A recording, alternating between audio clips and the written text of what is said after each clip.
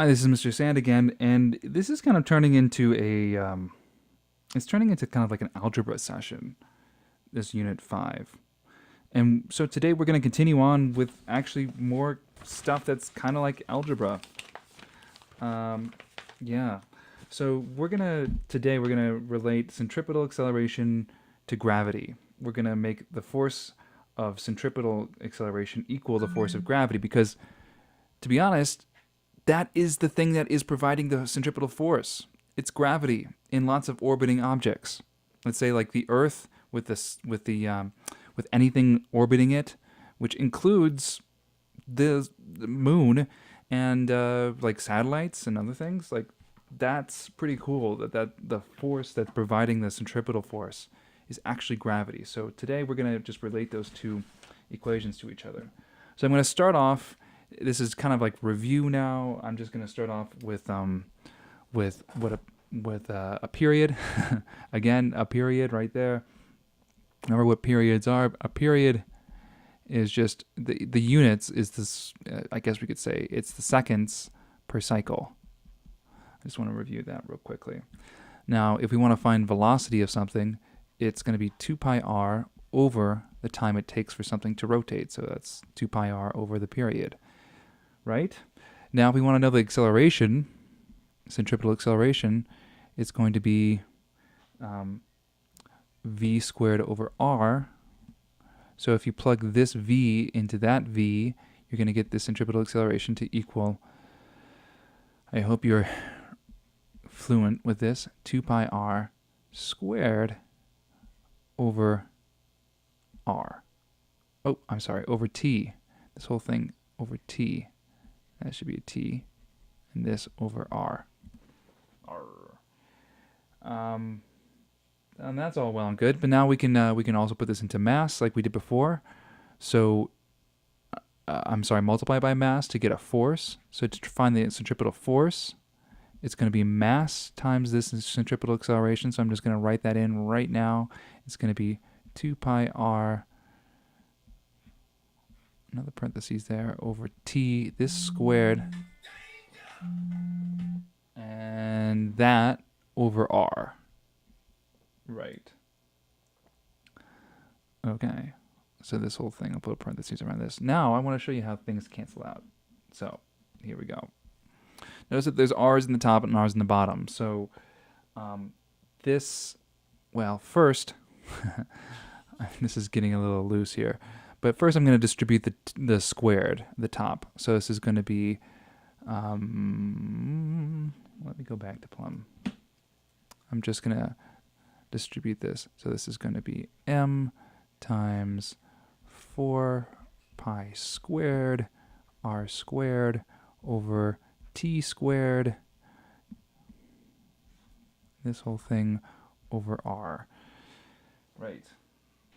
So now, because there's an r over here and an r at the bottom, we lose these r's, and it's going to be just simply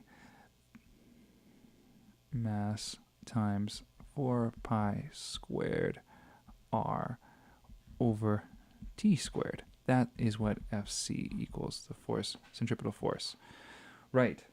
So now we take this force and we just plain equal it. We just say the force is just the gravitational force. So you have an object, let's say like the Earth, and then you've got the moon. The force that's pulling, of course they're going to be equal and opposite forces, but the force that is pulling this object right here towards the center of the Earth is the gravitational force. That's what's keeping this moon in orbit.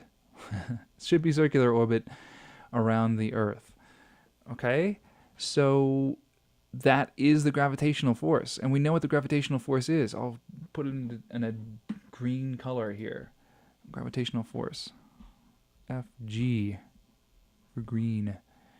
That just equals big G, and that's a constant, gravitational constant, times m1 times m2 over r squared.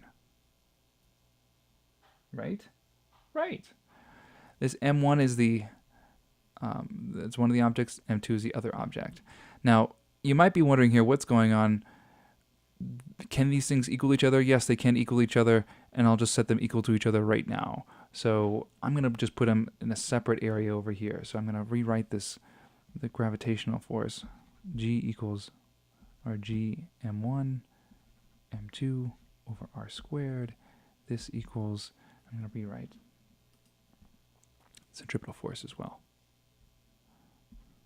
M 4 pi squared r over t squared.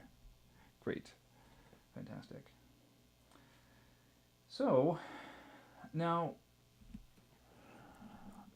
you might notice something here. There are m's on both sides.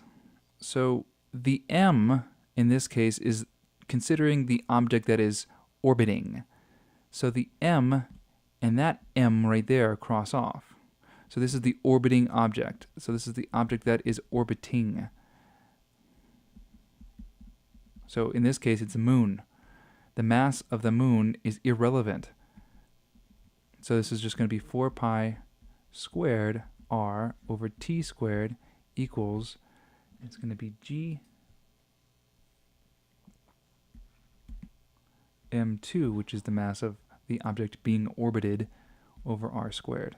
Now, if you want to, you can obviously simplify this with the r's, but we're not going to do that right now. I just want you to see that these m's cancel off. So the mass of this object that is doing the orbiting, that is irrelevant, which is really weird. This is what we wanted to do today, and we did it. So with this in mind, you can now solve some problems and do some more algebra. If your algebra is a little bit rusty, let me know, and I can send you some resources to help you work on that. But other than that, good luck, and let me know if you have any problems. Bye.